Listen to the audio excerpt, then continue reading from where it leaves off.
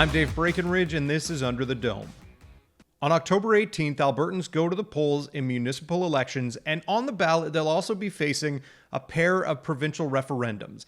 Key among those is the question related to the federal equalization program. Should you vote yes, it means you would like to see equalization removed from the Constitution. Should you vote no, well, I guess it means you support the plan. But what does the question really mean, and what issues is it trying to bring to the surface? Today on Under the Dome, we take a deep look at the yes vote and the no vote. My guests today are Trevor Tombe, economics professor at the University of Calgary, and Bill Bewick, executive director of Fairness Alberta. Thanks very much for joining me, fellas. I do want to kind of dive right into it. You know, we have two referendums on the ballot with this municipal election. They're provincial referendums. They maybe haven't gotten as much coverage as they could have in past years, where we weren't dealing with also a federal election and with a worldwide pandemic that seems to be never ending in this province. So, you know, first, I guess, you know, we're looking at a question of that people will be able to vote on of should equalization essentially be removed from the Constitution? And Bill, is someone who's on the yes side of this, why is it that we should remove equalization from the Constitution as it exists now? Yeah, I know that's what the question says, but that is never going to happen, I don't think, in our lifetimes. That would require 7 provinces. And of course, one province, probably for good reason, can't on its own amend the Constitution.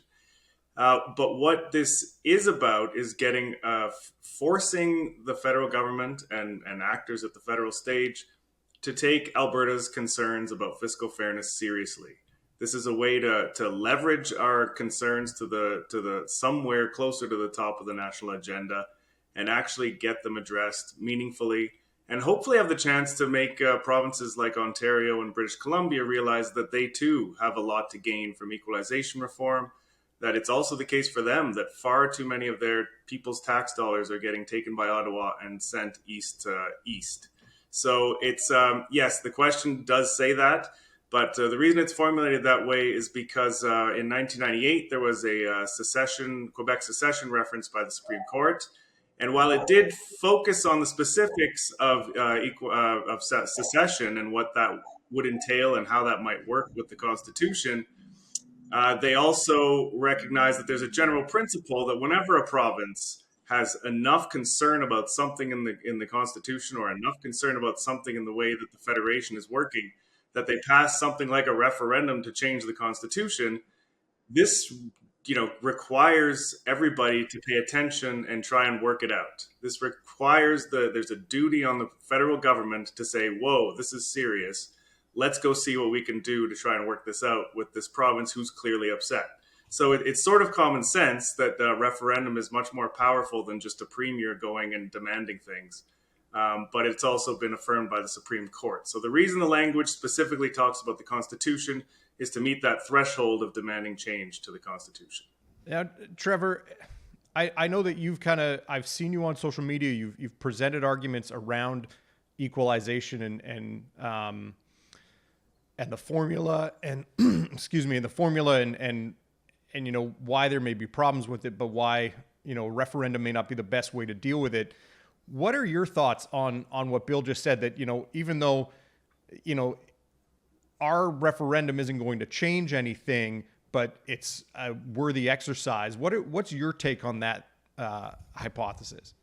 So it's certainly an argument that we hear from many proponents, the Premier included, that it provides Alberta with some kind of source of leverage. But I think there's a couple of things to keep in mind. First is that proposals to amend the Constitution are very serious matters and shouldn't be taken just to achieve some short-term political objectives that I think some may be attempting in Alberta, but it doesn't create any leverage in the sense that Alberta will have no power that we don't already have. Alberta can, through multiple venues, already propose, negotiate, and engage thoughtfully anytime we want. And so far from bringing the federal government to the table, the federal government's already at multiple tables with Alberta, some of which are standing committees that deal with federal transfer issues. And so what Alberta should do is really just roll up its sleeves, get in there, make proposals. And we've had notable success in that way without referendums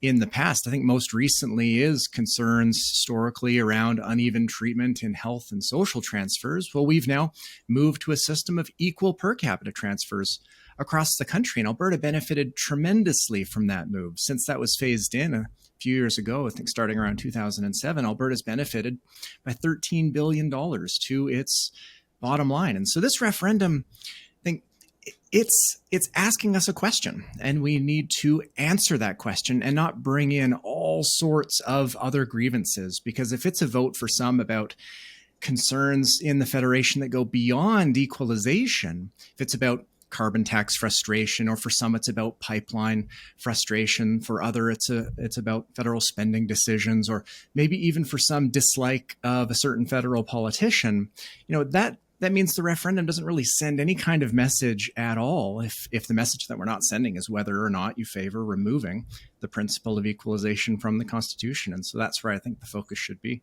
I'm curious, though, if people are looking at it just solely based on let's remove equalization from the Constitution, or let's send a message that that's what we want as a province, why should people, in your mind, vote no on that question?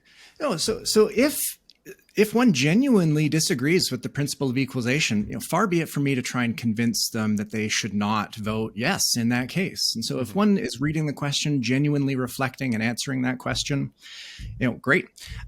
The argument for the no side here is that this is about the principle of equalization, not the formula or the functioning of the program itself. And that principle has been embedded in the Constitution in 1982, and efforts to embed it have support, longstanding support in Alberta. Peter Lougheed fought for it, calling it a crucial aspect of Confederation.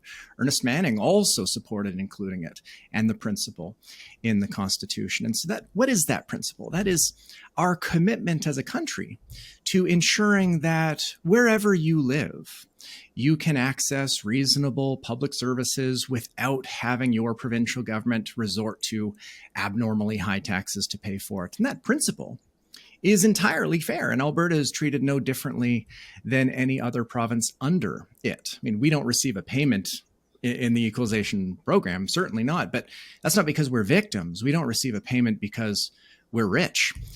Alberta is not and should not be receiving an equalization payment, but we still benefit just because we don't receive a dollar. I think one important benefit to keep in mind is that, well, Canadians move around. Albertans move around. If you retire in Nova Scotia or BC or wherever, you benefit from their healthcare. When a Canadian moves into Alberta, as nearly 2,000 people do per week now, they bring their education with them. So quality public services elsewhere in the country matters, just pragmatically, and it means that pressure for the federal government to take over public services like health and education, the pressure to do so would be quite great in lower income provinces if they didn't have the ability to fund them. And so anyone who favors autonomy and Alberta's ability to operate independently, health and education, ought to support a program like equalization.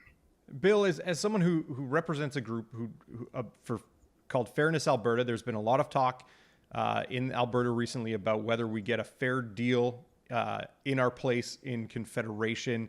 What do you make of that argument that Alberta benefits from a program that essentially spreads money around to all the provinces based on income and taxation rates? It's a wow. That's a very big price, and I'm not sure where the benefit is. When Lougheed and Manning certainly were talking about these things, the federal government didn't have half of its budget going to provincial things that should be under the provinces. The federal government has crept into provincial jurisdiction over the last 40 years to such an extent that equalization, Albertans, pay in more than anybody per capita. If you take it as a function of how many revenues come from Alberta, they get zero back. But it's only 15% of our net transfer. The federal government has gotten so big and they spread so much money around the country that we've been paying $20 billion a year as a province of 4 million people. We pay about $50 billion in taxes every year over the last decade, roughly. and we get about 30 back. So yes, we pay more because of our incomes, but the average, that explains about 10 billion of that gap. The other 10 billion is that the federal government does not spend money in Alberta like it does anywhere else. We have the lowest per capita spending by far. Only British Columbia is anywhere close. So Albertans have been paying for an ever expanding federal government and getting a modest amount back. And it's a giant net drain on this province. Equalization is the kind of most obvious and prominent, but it's hardly the only piece of the puzzle. And that's why it is also the most obviously unfair and flawed and bloated program of all of them. So if you want to talk about what we need to do to make sure that other provinces can fund some core social services, I don't oppose that.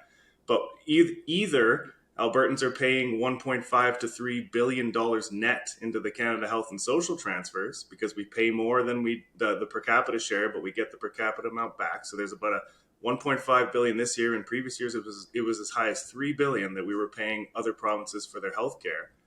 On top of the $3 billion we're paying for equalization. I mean, there's just so many layers of equalization in the federal government right now that we need to just target the biggest obvious, single-headed monster.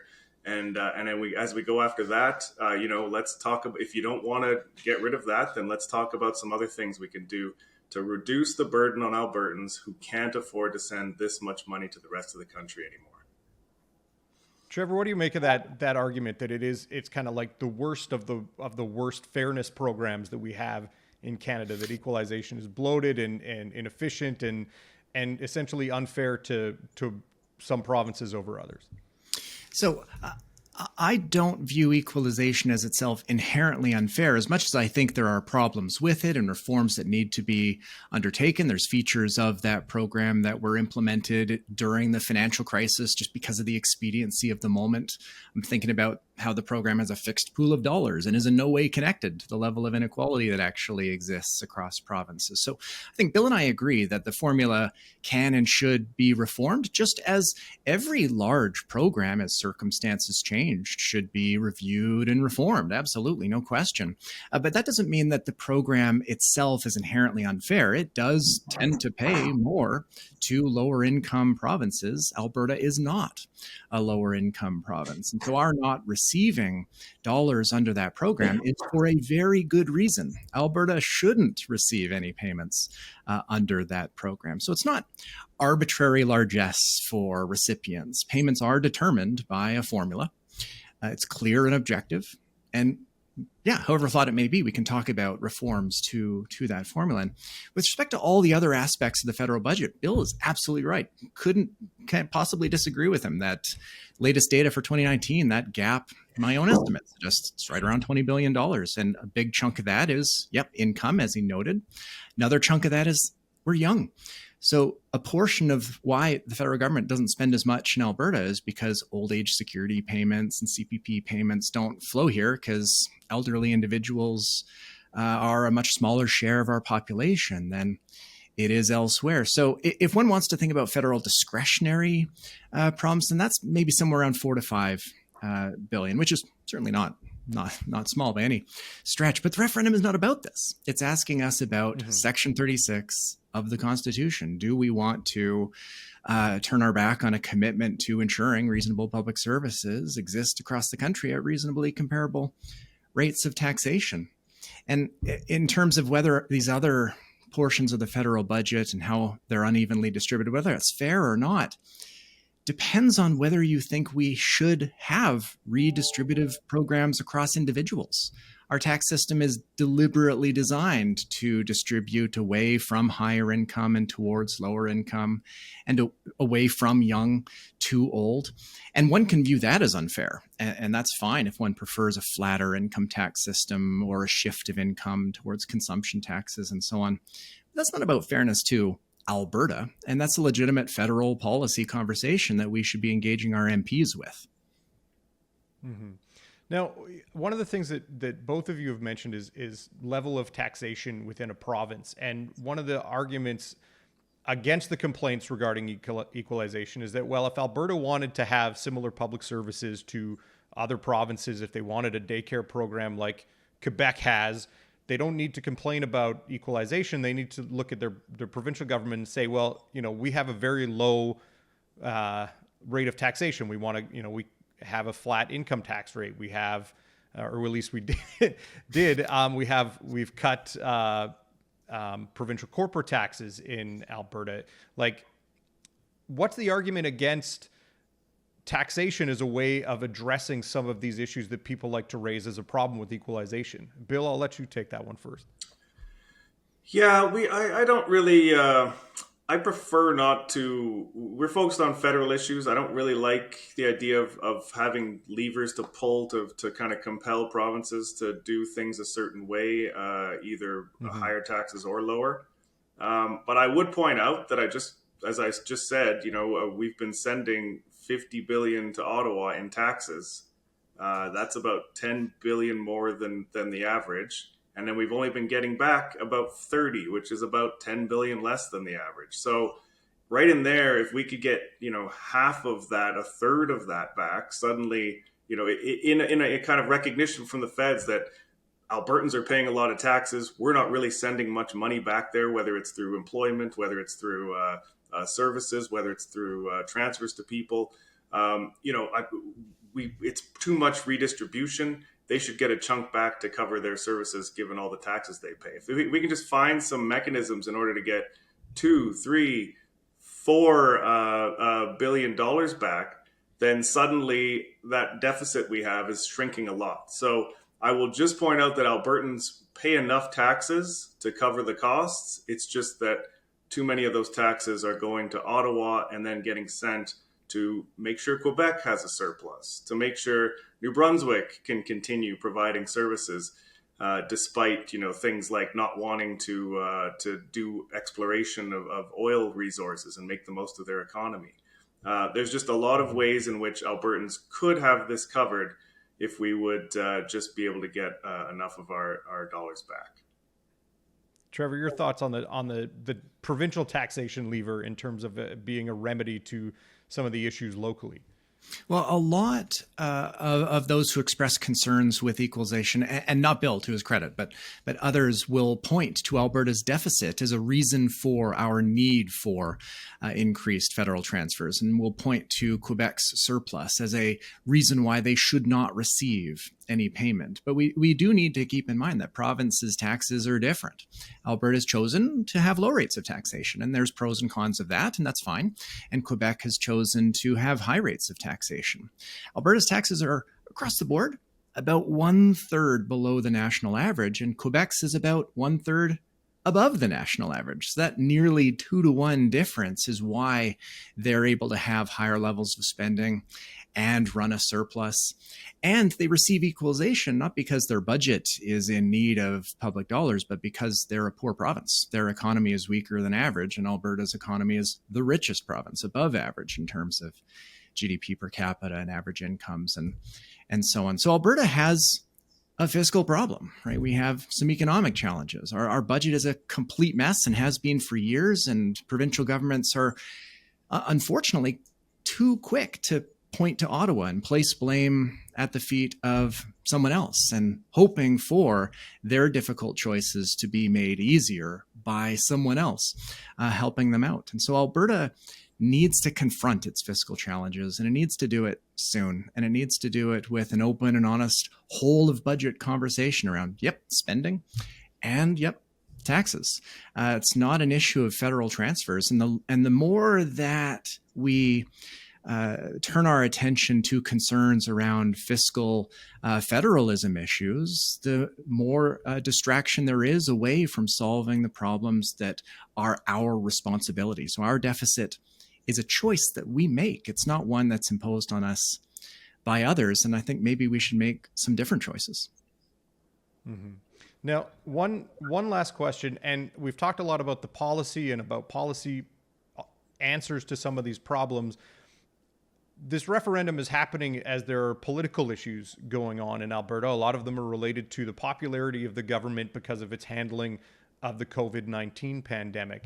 And there are some people, I think on the yes side of this, who are worried that the unpopularity of the government may lead to the no vote winning the day, or people just may not be disinterested, or the government may not lobby as hard as it might have had it not been dealing with these other challenges. Does the popularity of the government and the premier impact how this could play out on October 18th, Bill? Yeah, unfortunately, it will shift the numbers a bit. I think there's a lot of people who would, love any excuse to express their displeasure with them, even if it means potentially setting Alberta's plight for a fair deal back a decade. So I am worried about that. But at the same time, I mean, whenever you have politicians are always unpopular. And anytime you have one of them trying to lead something like a referendum and making it look like it's about them, it's probably not going to do as well anyway.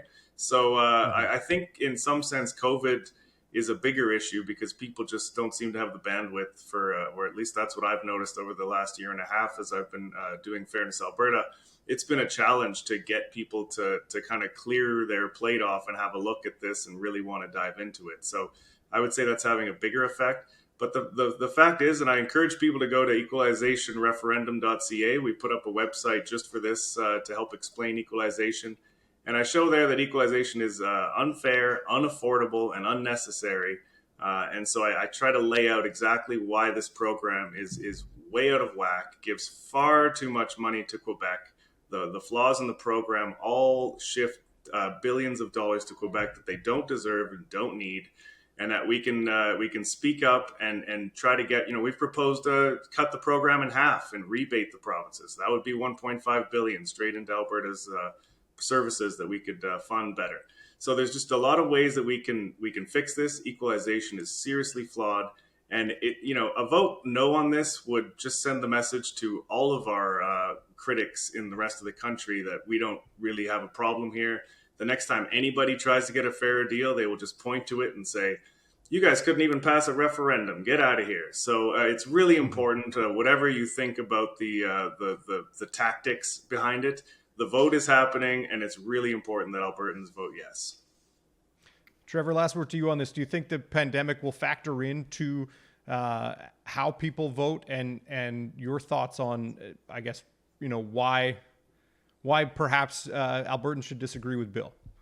Well, I think I agree with Bill in that it's hard to imagine that current developments politically wouldn't have an effect, at least at the margin on what the referendum outcome will be. And I think that's in part because Bill wants us to think about the referendum as something other than the question that is being posed, right? So a yes vote, what does it mean? Does it mean that one rejects the principle behind equalization of reasonably comparable public services at reasonably comparable rates of taxation?